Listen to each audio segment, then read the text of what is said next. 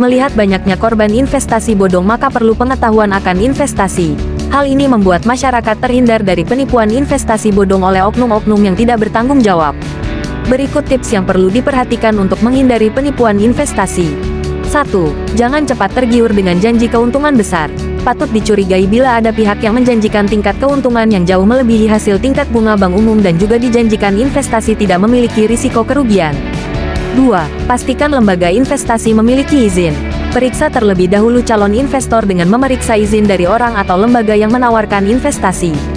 Izin tersebut diterbitkan oleh salah satu lembaga berwenang seperti Bank Indonesia, Otoritas Jasa Keuangan (OJK), Badan Pengawas Perdagangan Berjangka Komoditi (BAPEPTI), dan Kementerian Koperasi dan UKM. 3. Segera lapor jika mengetahui investasi ilegal. Masyarakat diharapkan segera melapor jika mengetahui ada tawaran penghimpunan dana dan pengelolaan investasi ilegal atau mencurigakan kepada SWI, Satgas Waspada Investasi, atau polisi. Cara agar terhindari dari investasi bodong. Terdapat beberapa cara yang dapat dilakukan agar tidak terjebak ketika ditawari oleh pelaku investasi bodong. Berikut adalah langkah-langkahnya. 1. Cek perizinan. Anda dapat mengecek perizinan suatu lembaga melalui website OJK secara berkala. Menghubungi hotline OJK 1.500.655 dan email waspadainvestasi.ok.go.id. Sebab investasi yang aman dan legal sudah pasti memiliki izin dan terdaftar di OJK. Apabila produk yang ditawarkan investasi berjangka atau komoditi, seharusnya perusahaan penawar sudah terdaftar di BAPEPTI. Jika nama perusahaan tidak dapat ditemukan, maka investasi yang ditawarkan tidak dijamin bahwa investasi tersebut legal.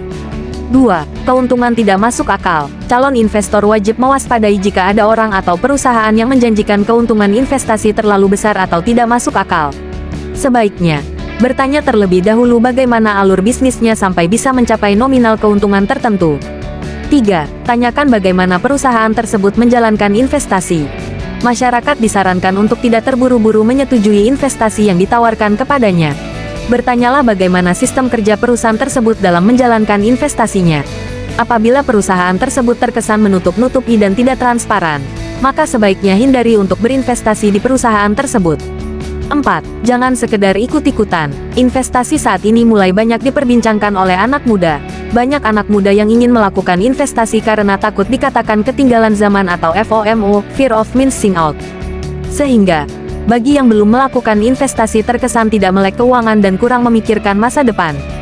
Padahal, untuk berinvestasi bukan berdasarkan tren atau pendapat orang lain, melainkan kesiapan diri berupa alokasi dana dan pengetahuan yang cukup. 5. Rencanakan investasi dengan jelas. Tujuan keuangan dan instrumen investasi harus jelas dan sesuai profil risiko. Oleh sebab itu, sebelum memutuskan berinvestasi pastikan sudah menyusun rencana investasi yang terukur dengan melakukan riset dan memperkaya literasi keuangan.